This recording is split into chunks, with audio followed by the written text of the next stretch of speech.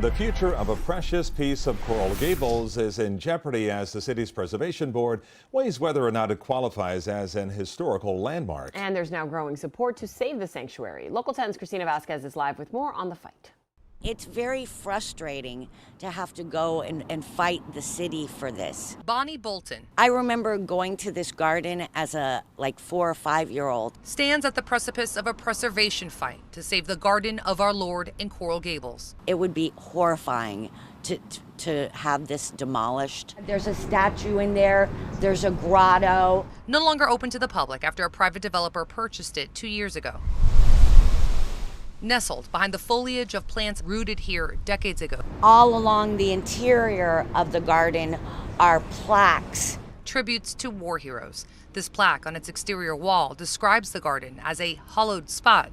But Coral Gables Historic Preservation Officer Warren Adams, The original intent of a biblical garden is no longer there. telling Historic Preservation board members he doesn't think the lot meets minimum eligibility criteria for designation as a local historic landmark. There are questions over who designed the property, there are questions over who built the property.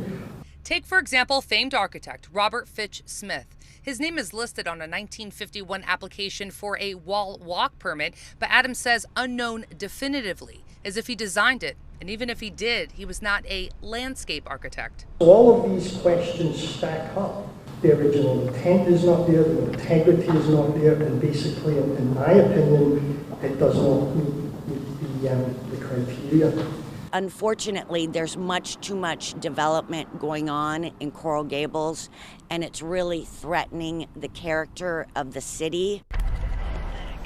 And while this entire discussion is focused on the garden, we are learning in the meeting that, take a look, it's still ongoing. Actually raced out of City Hall just to join you live. We're learning as this meeting develops that it sits on a larger piece of property, right? So a lot of the public comments that we've been hearing just within the half hour are folks suggesting a compromise to these board members that sit on this historic preservation board. Can you preserve the garden and then incorporate it into the developer's larger mixed-use plans for the overall property? This meeting is expected to go on for the next hour or two, so stay tuned. Reporting live for you, I'm Christina Vasquez, Local 10 News.